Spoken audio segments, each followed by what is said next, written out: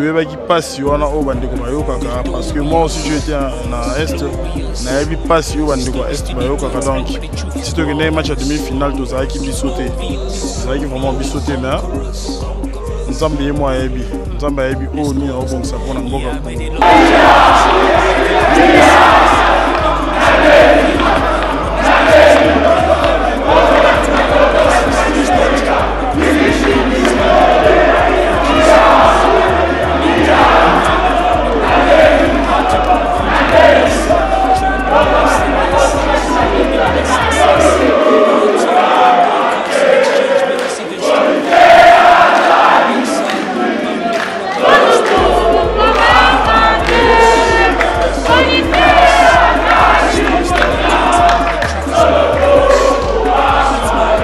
Mbote papa?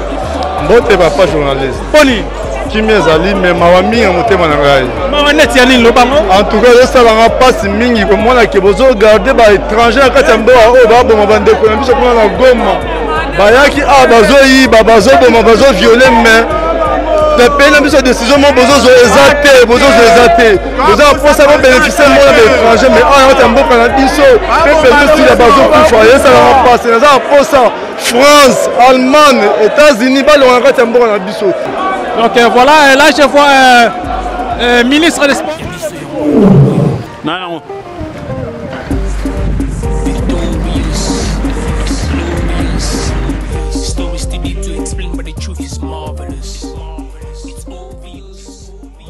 Bonjour, bonsoir, très chers internautes, chers téléspectateurs, chaîne YouTube, Yabiso Podcast TV. En tout cas, grand merci à vous, abonnez Nabiso, Internet Nabiso. En tout cas, ça fait que Makassi. Continuez toujours à s'abonner, à vous bien Makassi, partager, à liker, et que vous allez bien toujours tout ça dans la page Instagram, sur Facebook aussi. Numéro pesana plus 44. Continuez au Benga pour nos concept plus 243 code Mboka. Yaouli Moucheno Bengi Pego, Mora Bachas.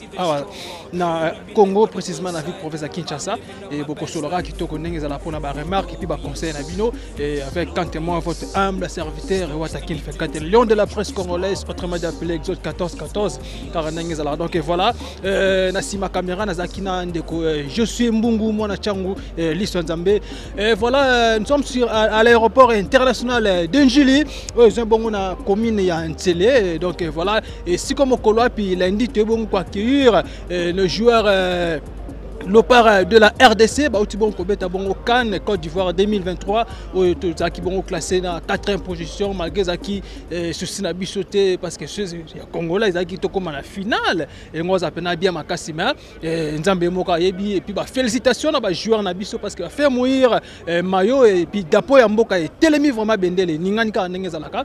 Yango Bazo Kitabongo Awa Mboka Congo, précisément à Kinshasa, Lelo Lendi, Bazo Bima déjà, Bautibongo Côte d'Ivoire. Ndeka ezalaka alors toba ki tokotika ba abonné na biso ndengwana te ba internet na biso ndengwana te photo kita sur le terrain la sabino comment ba joueur na biso bazo ya ti esiko wapi ba kozala vraiment kozala pena kitoko makasi ndeza bino bozo mona bongo bis na bango yango ya donc bis ya lopa yango yo ba c'est petit très bien FECOFA, donc la Fédération Congolaise de Football, Association, donc Kanengezalaka, Binomo Bomonikaka, donc Balobi Awane Makambaka. Voilà, on s'est ouvert juste après. Merci. Victorious, glorious, stories to need to explain, but the truth is marvelous. It's obvious, more than conquerors. Let's go. Yeah, I made a lot of changes, but the vision's still the same. Evolution in my vein, and when it's business, I don't play. Moving up to higher places, starting stronger, we're gonna finish it. Standing on the rock of ages, either way we're gonna make it. Feel the vibe in the air, keep it 100 no less. Try to do more and say less, only aiming at success. Hard time. Ok, voilà, donc Naza Suko na o Toyebi Tobenga bongo monele ndundu grand animateur ya mboka na biso Congo Karanenge Zalaka chef Boni Kimi ezali mais tout le monde ozobi ma vraiment na sengote ezani t'es juste fatigué au voyage mais dans l'ensemble ça va. Ok, merci beaucoup na Côte d'Ivoire. Oui, accueil c'est chaleureux, tout ce pays là-bas ivoirien, bah il y a bien, bah organiser compétition très bien.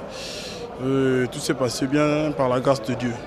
Mais pour na Babiloko bongo toyebi ke no bandeko na biso kuna na este bongo baza bongo ya bazaki ya kokufa oyo bongo ba Rwandais bazo massacrer bongo kaka ndenge ezalaka bino ntongo bokaki yango kuna esalaki bino ndenge na mosika.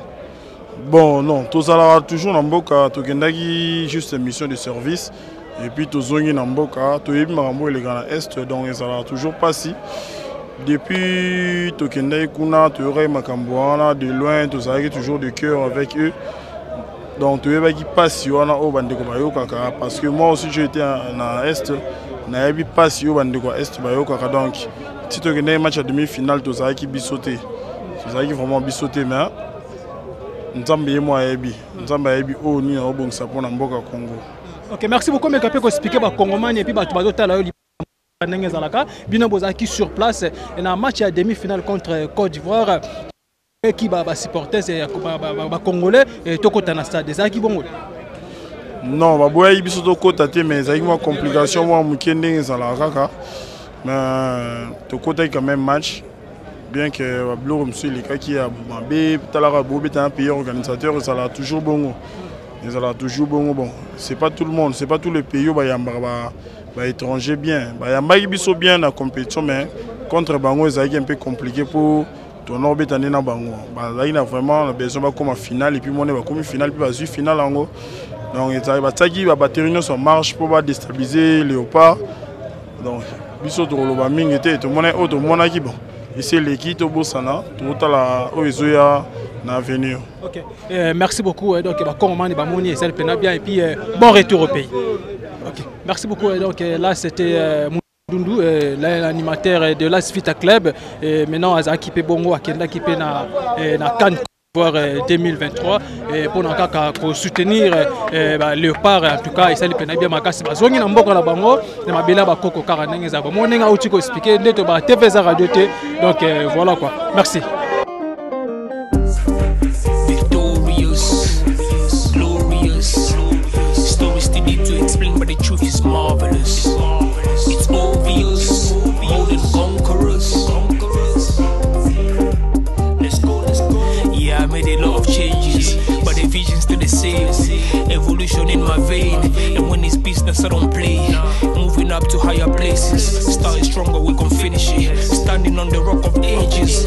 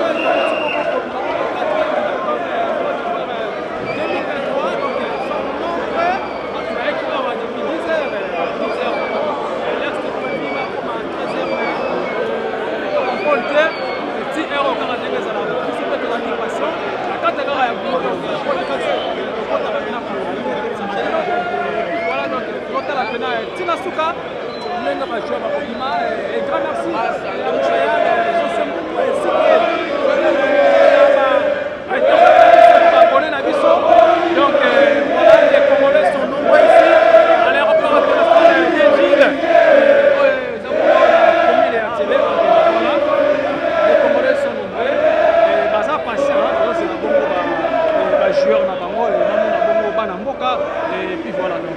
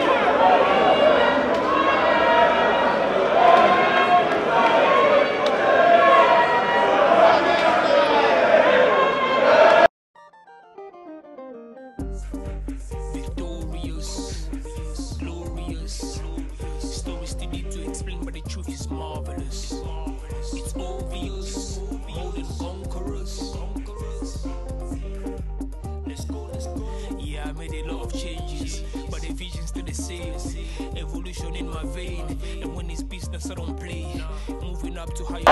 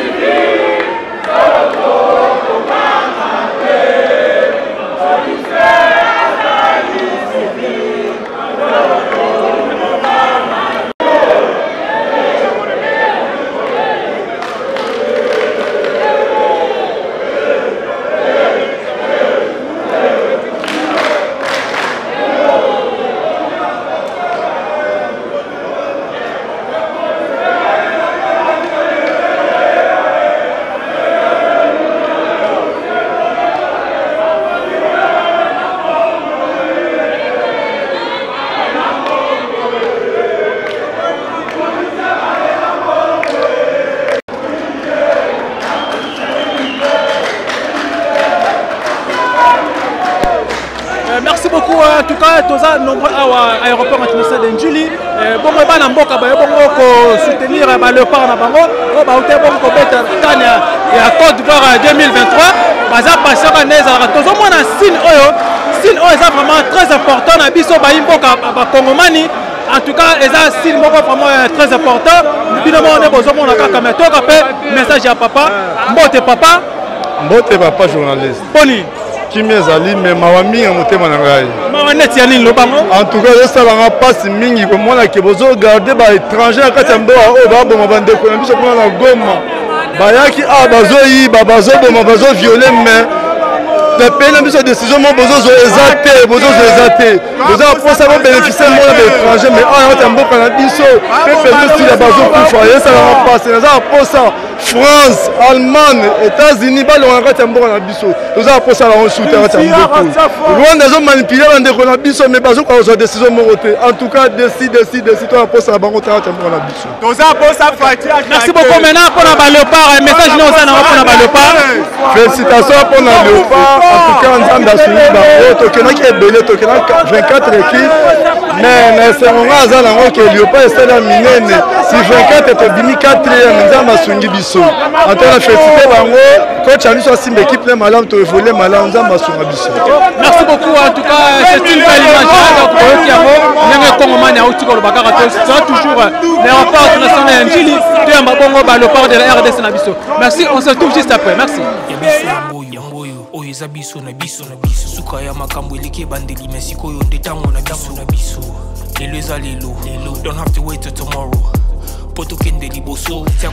Donc voilà, les joueurs congolais sont atterrir au sol de leur pays, ici à République démocratique du Congo, à la capitale Kinshasa. Donc voilà, les joueurs Bangwana et Bazokota Bangwana salon, donc un salon VIP, là je vois Inonga Baka et voilà, il y en a Inonga Baka à côté déjà. des arbres à Zapenakati, déjà staff technique, on déjà Nakati. Donc nous sommes toujours à l'aéroport international d'Engil pour accueillir nos léopards de la RDC. Donc voilà. Outi Bongo, Kobima Bongo à 4e position dans Cannes Côte d'Ivoire 2023. Donc Bakiti déjà, donc Lelo lundi. Et je vois aussi le ministre des Sports, François Kaboulo, Moana Kaboulo. Il est là aussi avec la délégation de Léopard. Donc voilà, ce sont Moana Bongo. En tout cas, continuez toujours à s'abonner et partager et liker aussi. Voilà, Robima Bongo, la Boga la carte Sénégal, donc Bissot Mato Kotara, vous allez vraiment partout quoi. Donc, on continue toujours à s'abonner, à partager, à liker et à la Mingi, toujours à la chaîne de Makasi. Donc, il y a bien podcast. Donc, voilà, tous les joueurs sont là. Donc, même les professionnels, qui n'ont pas locaux, tout baillé. Tout baillé vraiment à la capitale pour que les supporters soient bateau soutenant qui au début jusqu'à la fin. Donc voilà, et Toza vraiment awa. Toza toujours un aéroport international de l'Algérie. Donc voilà, et là je vois ministre des Sports François Kaboulo, Moana Kaboulo. Il est là devant tout le monde, devant tous les Congolais. Donc les Congolais sont satisfaits. Ça peut appuyer passion vraiment. Il y a cause la vraiment mon abongo joueur na bango et puis la délégation. Il y a gouvernement, pardon. Et voilà, là je vois staff technique. Il y a Robert Kidiaba, et celui que les médecins sont là. Et voilà, les sélectionneurs aussi là. Sébastien Desarbres, les Français. Voilà, ce que vous voyez là. Donc voilà. Les arbres est là. Voilà, donc à Pena, population au Saranate, peuple congolais. Congolais vraiment, donc Bazaki Pena. Voilà, là c'est Passy. Là c'est Passy. Et Lionel est Passy, voilà. Là c'est la deuxième. Voilà, Inonga. Ouais, voilà. Tous les joueurs sont là. Et Moutou Sami aussi. Moutou Sami est là. Voilà, là c'est Moutou Sami. Donc voilà les joueurs. Voilà, et les anciens joueurs aussi. Hein. Voilà, Fiston Kalala Maëlé. Maï. Kalala Maëlé sont là. Donc voilà. Donc voilà. Un joueur vraiment. Et là c'est Piquel. Piquel Yewanapé. Le débat, tous les Congolais, hein, donc Congolais man vraiment, c'est Mamakasi, vraiment, il y a comme on appelle Bongo, Léopard na Bango, donc voilà. Voilà, Piquel sont là. Voilà, donc le deuxième gardien, Berthed. Et là, voilà. Voilà, Bilimo Bozomona. Le Congo Mani Basé Mabena, ici c'est Congo. Voilà. Cédric Bakambou, Bakagol, il est là aussi. Voilà, Bakagol est là. Cédric Bakambou. Ça c'est Meshak Elia. Meshak Elia, Mouanantele, Meshak Elia. Donc voilà. Il est là devant tous les Congolais. Meshak Elia. Voilà. Voilà Meshak Elia. Voilà. Mazar vraiment ébélé. D'abord comprendre les places Tozali. Donc Tozali à l'aéroport international Njili. Un troupement au Saranate. Donc maintenant, Bokasi Kaka. La confiance pour que Sarabiso. Il y a un Tozali avant.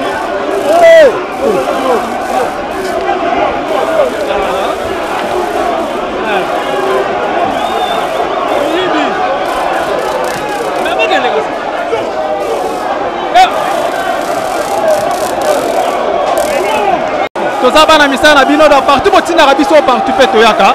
Voilà. Donc les joueurs sont là.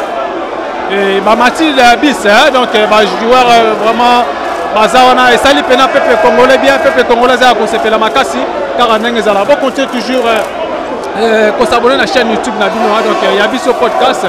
En tout cas ici on travaille donc ici on travaille. TVZ Radio T nena ba bino ka TVZ Radio T. En tout cas soutien na bino vraiment et ça la kitoko moralement physiquement ma conseil na bino ça la vraiment bien Makasi donc voilà. Nous sommes toujours à l'aéroport international d'Ndjili pour accueillir nos joueurs de la RDC, de Léopard Nabiso, na CAN Côte d'Ivoire 2023, Babibongo na 4e position. Donc voilà, nous avons joué, tout bazar de là, côté déjà, côté déjà na Katiwana, Kiti a pena na Mabela Bakoko. Voilà, tout le monde Sébastien Desarbres, le staff technique na Mobimba, tout vraiment, et c'est le pendant qui tourne au magasin, malgré les soucis qu'il fallait vraiment qu'on commence parce que 50 ans après, donc 50 ans après, mais Bolingo Yaba Congolais, ça toujours na confiance, Yamboka na Bango, Yango Bomoni, tellement ébélé, coulé de moulin vraiment. Pour soutenir le Léopard de la RDC. Donc voilà. Merci. Victorious, glorious, stories to need to explain, but the truth is marvelous. It's obvious. Voilà, donc les Congolais sont satisfaits d'avoir leurs joueurs de l'équipe nationale. Léopard de la RDC. Voilà, donc tu vas comment dire depuis 10 heures. Depuis 10 heures, tu vas comment dire Awa. Donc ça va vraiment Awa. L'aéroport international d'Ndjili. On a causé la bango. On a causé la bango vraiment. C'était prévu qu'il y a 13 heures. Donc 13 heures. Tu comme déjà 20 heures. Donc puis voilà. Donc les joueurs sont là. Donc les joueurs sont là. Nabis Nabango donc voilà. Donc voilà. Majeur Bangwana. Majeur Bangwana bis donc Bangwana et puis Moussala Karaïzo Salama. Name Kaka Salama vraiment cortège ils ont bongo bis vers à l'hôtel et siko wapi joueur bako pema moi moké. Et puis, il y a un message il y a gouvernement congolais. Et puis, il y a Sébastien Desarbres, sélectionneur, il y a équipe nationale de la RDC. Et donc, il y a tous mais c'est les Français. Mais c'est les Français car on a Zalaka. Mais tous ceux qui ont Zalaka, chaîne Yabino. Donc voilà les Congolais, voilà. Les Congolais sont là. Donc voilà. Tellement ébélé. Il y a des gens qui disent Bazaki Awa. Voilà, le bus est décollé. Donc le bus est accueilli déjà car on est Zalara. Mais on a dit que tu à la prochaine numéro. En tout cas, on continue toujours à s'abonner, à partager, à liker et qu'on a vraiment malamu mingi. Donc tu quittes na cadre ya mosala parce que bino botinda rabiso yango pe toyaka tozaba na misala bino et merci vraiment ndenge bozo partager ndenge bozo liker ndenge bozo vraiment ko s'abonner ka ndenge za la repi. Un grand merci à Montréal, je suis Mbungu. En tout cas un grand merci à vous pour votre boulot, pour votre travail. En tout cas ça pena malamu mingi. Ngala bino to kutani balasima to kena bango siko molo molo. On se retrouve à la prochaine numéro. Bye.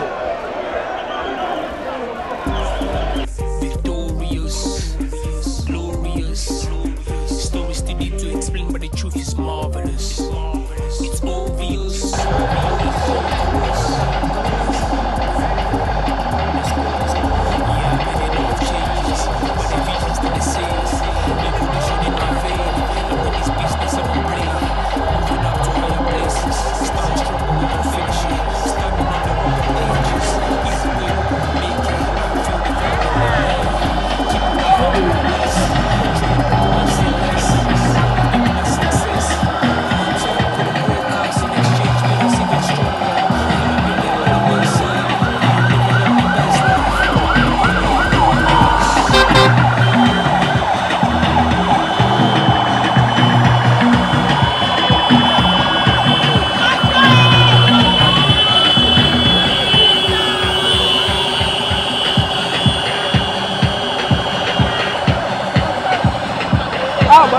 bien fort.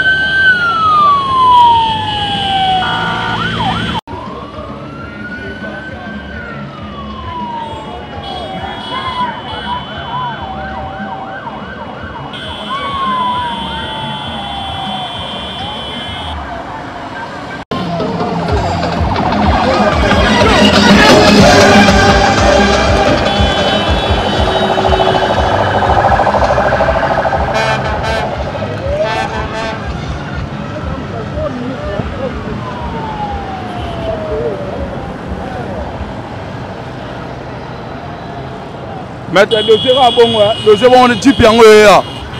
Dossier à bongo. Zamu pas toke ifongama fongama.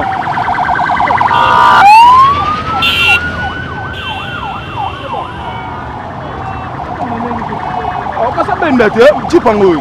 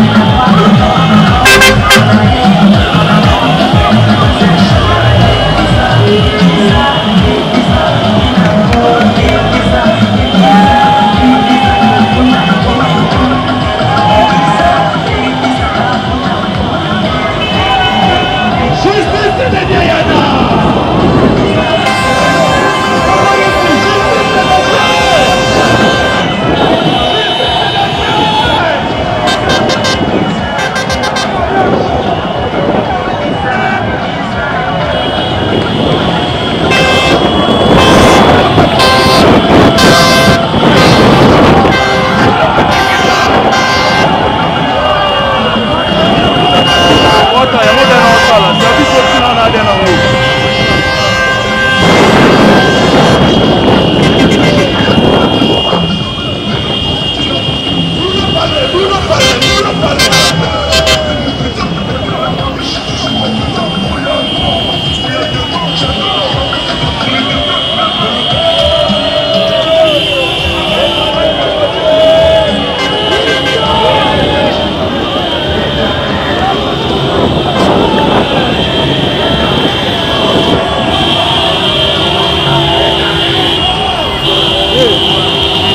hey, hey, hey.